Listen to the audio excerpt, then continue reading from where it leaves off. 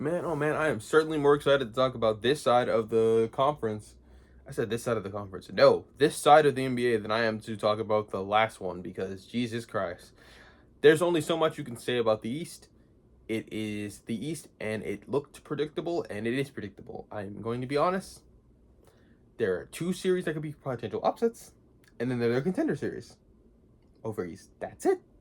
Yeah, nope. Western Conference first round predictions. Woo! I know you're saying, wait, we don't know who the AFC is going to be. Does it really matter if the Mavericks or Kings or Memphis Grizzlies come out of the play-in and have to play against the 65 plus win, or they might actually be just flat 65. I think they're more than 65. I think they might be 66. Regardless, that's a 60 plus win team. No, it doesn't matter who they play. Stamping it now. Sweep. Get the brooms ready for this series. I don't care who comes out. That team is getting dogged by this team. They have the highest net rating in the entire history of the league. The entire history of the league. That means their margin for victory is higher than any other team in NBA history. That's how badly they're blowing out teams. This Thunder team, based off of numbers alone, they haven't won a championship. Not yet. But based off the season that they had, is one of the greatest teams, point blank, period. And their major skill is defense. It is only going to get better in the playoffs. And they have a bona fide offensive engine and Shai Gilgeous-Alexander. If you're worried about anyone else on the team, it can't be him. And it can't be their defense. Understood? If you're worried about this team, it would be their offensive liabilities. Which I'm going to be honest, they don't have a lot of them, and they can plug and play with almost any weakness you can think of. A lack of size, they got Chet and Hartenstein, that double bigs lineup. Oh, the team's too big and they can't step up to this? Well, guess what? They can play small ball. They can put Jalen Williams at the 5. And it's actually pretty effective. They can put Lu Dort at the 5. Now, you probably don't want Lu Dort at the 5 because of height limitations, but he's going to be pretty hard to post up for most bigs. Regardless. Right? Shai is no defensive slouch. This entire team is like that. They're just a menace. Even the guys where you're like, I don't have the frame to be defenders. They are quick, scrappy, and pretty smart. I just whoever comes out of that eighth and becomes the eighth seed and locks that eighth seed up for the playoffs is going to be OKC's chew toy. So honestly, I just it does not matter. Let's talk about a team that does matter. Houston is the second seed in the conference. Now, for a while, I was looking like, I don't believe in Houston. I don't know if they'll make the playoffs. I was wrong. Okay? But I'm not wrong about their offensive limitations. And to be completely honest, they're feeling like Detroit to me. They're feeling like a healthy Orlando Magic to me. If anyone knows what that means, let me explain. And for those who don't, that means they're looking like a really good defensive team that will be really good in the playoffs. They're really good in the playoffs because of their defense. But their offensive liabilities, it's just so glaringly bad that I have no idea how you would even possibly think they're going to be able to score on an NBA team in the playoffs. Because transition is not going... You're not going to get into transition nearly as much in the playoffs. Those clear take fouls, I don't think they're going to call those nearly as much in the playoffs. So transition is going to be hard to get into. I'm going to be honest. And with less capable players being removed in the lineup, you're not going to generate as much as much turnovers as the other teams. I didn't talk about that in my Piston series, and I didn't talk about that in the Magic series. They do generate a lot of turnovers, but let's be honest, that's probably not going to be the big difference. Sorry, guys. Anyway, Magic Warriors. Now, had this been pre Emirates Cup, right? I would just be like, oh, the Golden State owns these niggas. Unfortunately, for Golden State, You know, unfortunately for them, they broke that, what, 14 game streak that it got extended all the way till, no, I think it was 15 games that they beat y'all in a row. That extended all the way back to 2020 when they had Russell Westbrook on the team. That's actually insane. I, that's actually insane. But yeah, that's so crazy. Here's a little tidbit of information that I think you should know. They got Jimmy Butler now. Yeah, this ain't the same Warriors team that y'all beat, and y'all have beef with each other for a while. Yeah, this is not gonna go well. Get ready for Jimmy Butler and his cowboy boots to be firmly planted up that ass, cause yeah, Golden State's defense is not a slouch. Obviously, that's how they've been getting to these That's how they've been really deep in playoff runs. That's how they've been successful for a while. I don't know why it's always been ignored when we talk about this team. Their defense is good. It's always been good. Don't let anyone tell you otherwise. They have Jimmy Butler now. That takes a lot of load off of Steph. You cannot run a box and one on Steph. You can't run a box and one on Steph anymore. Man, so tough. You have to actually guard Steph. Have fun. Houston, have fun, bro. I'm so. You probably got You contributed to this, by the way. If you let Golden State beat you, which I don't know why you would, if you had let Golden State beat you, you wouldn't be in this situation. Now you have to. Now, with that granted, you have home court advantage. I don't think it matters. Steph plays his ass off in Houston, and he's going to do it to you again. So, if anyone's confused, this is going to be a 6-game series, but let's be honest. It is not going to be a close 6 games. Udoka, great coach. Don't get it twisted. He's played against Steve Kerr in the playoffs. That nigga has never beat him in the playoffs, and he won't beat him this year. It ain't going to happen, Chief. It's certainly not going to happen with Houston's roster, bro.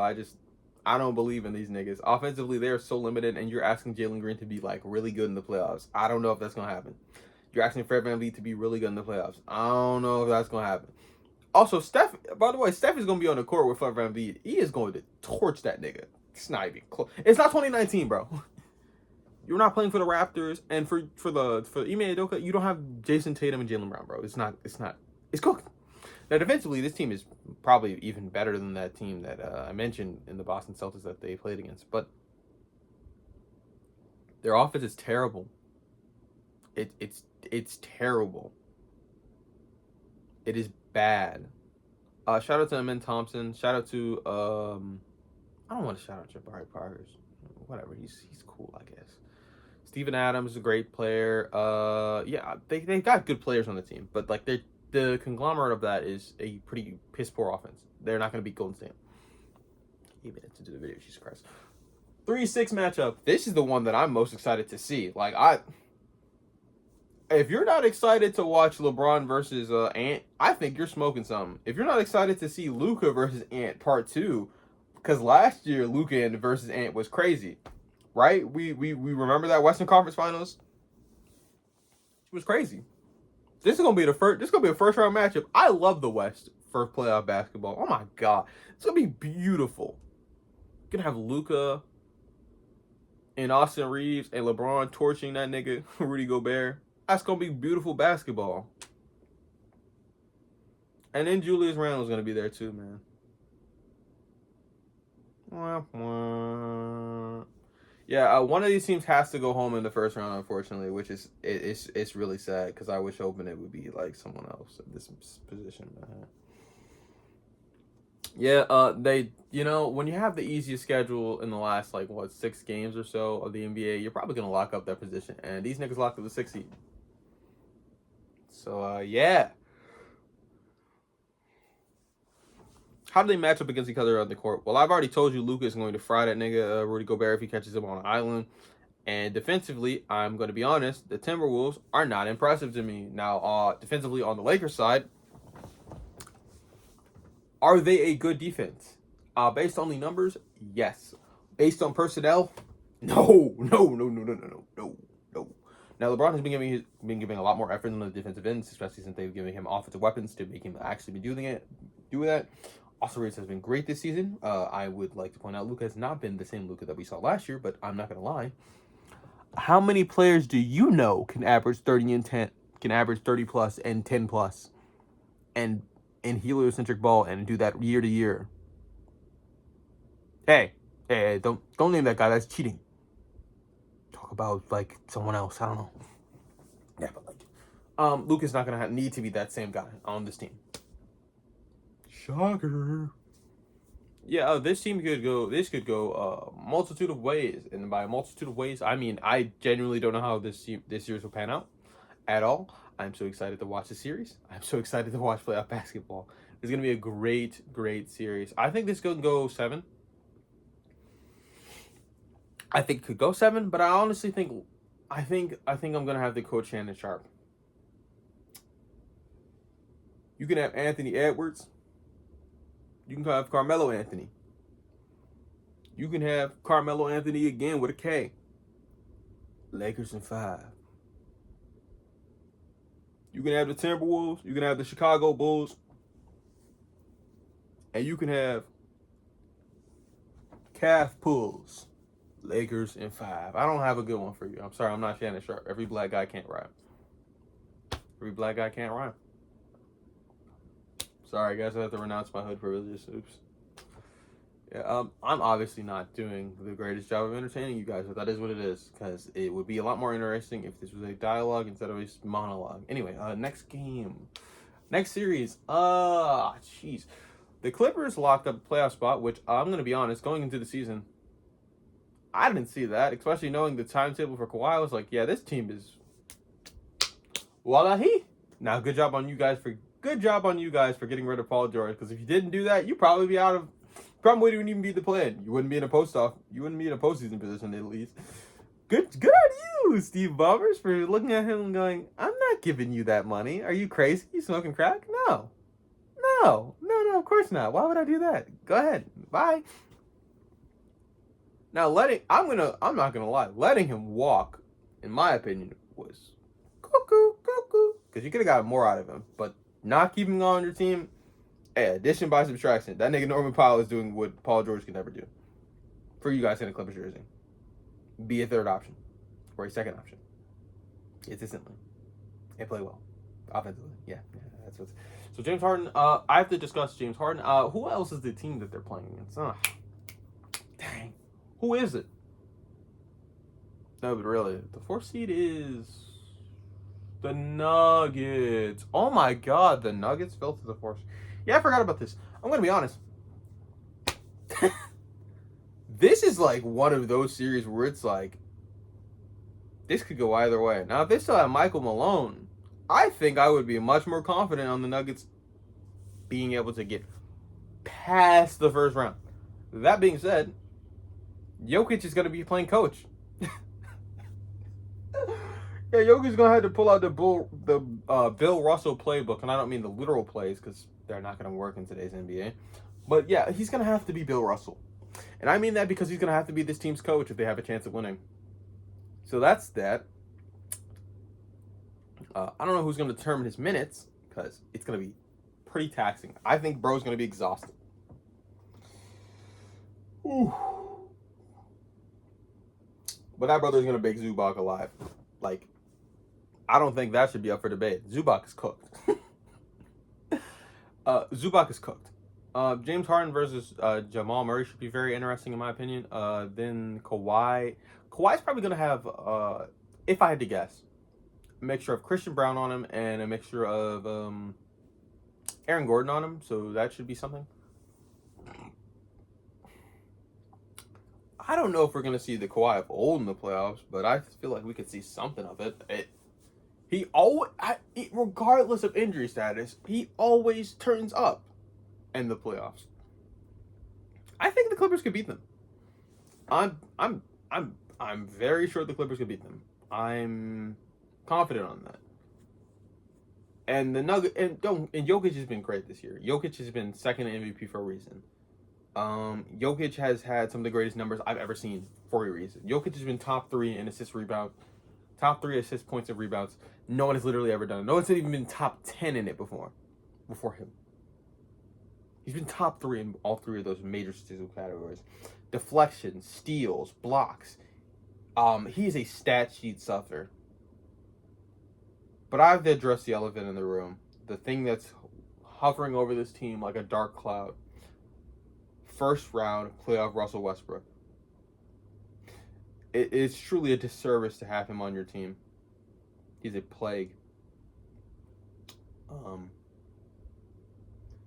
And similar to the plague that happened in Egypt a long time ago when Moses was alive, allegedly.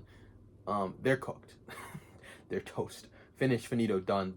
There's nothing they can do about it. They have Russell Westbrook on the roster. Goodbye. Goodbye, Nuggets. I'm sorry. They're going home in the first round. They have Russell Westbrook on the roster. If you think James Harden is a playoff dropper, which respectfully he is, newsflash, they have Russ on the roster. They don't have Michael Malone anymore. Tyronn Lue is a solid coach, bro. They have a playoff elevator in Kawhi. I truly and respectfully do not fear this Nuggets team at all with Russ on it. Unless Russ is going to be benched. Unless Russ is going to be benched when he sucks, inevitably. And even when you bench Russ, here's the thing. When Russ is playing well, I could see why you would keep him in the NBA. When he's playing bad, I have no idea if he could even be on some of these college teams because his decision making is actually the worst ever. It is paramount to watching me put a dog in a blender. It is actually so hard to watch. I think putting a dog in the blender actually be easier to watch than Russell Westbrook highlights than Russell Westbrook lower legs. It is mind-boggling bad. Jamal Murray is a playoff elevator though, so there's something about that. I think the core four will be interesting. I think Michael Porter Jr.'s contract is a very big limiter on this team. Look for him to be traded. Honestly, look for everybody to be moved. That isn't Jokic. Look for him to be moved next in the offseason. Because this team is going home in the first round. I think the Clippers will beat them in a solid 6-game series. Probably 5 actually. I think they'll beat them in 5, and I think it'll be Russell Westbrook's fault at the end of the game. When one of these games goes inevitably into overtime, and he turns the ball over in the most baffling decisions ever, or he'll miss a fast break layup, and it'll be so weird because why did you take the layup in the first place? That's what's gonna happen to this team. They're going home in the first round. Sorry, Denver Nuggets fans, but you have this guy on your team, and you're never gonna win anything with him here. Russell Westbrook winning a ring is like me smoking crack. It's not gonna happen. I'm not doing it. And I'm not rooting for a team that has Russell Westbrook on the team. Good luck, guys. That being said, I've covered every single team and their playoff hopes in the first round. Good luck to OKC's Chutoy. Good luck to the Denver Nuggets. Good luck to the Timberwolves. I'm surprised you made it with Julius Foulias. And a very good and special good luck to the Houston Rockets because you're going to need it. Prepare to get your cowboy boots dusted. As far as my East team, because I feel like I need to address them because if someone didn't watch the first video, good luck. Whoever comes out to becomes Cleveland's Chutoy. Good luck to the Orlando Magic. I hope your offense is prosperous in the playoffs. Good luck to the Pistons. You're probably not gonna need it as much as the rest of the teams that I've listed here, but good luck. And a special, very good luck to Giannis, as I would like to see you and Jokic make it out of the first round. Unfortunately, it's not looking like that's gonna happen. With all that stuff being said, honestly, this is speculation. Ignore everything else I said. Like the video and all that, obviously. I would love to see Giannis and Jokic on the same team. Please make it happen. It'd be so funny. Please, it would be so fun. The Steph Giannis ones that's pretty cool. They're not at the same time. Put Jokic and Giannis on the same team. Do it in my life is yours, NBA.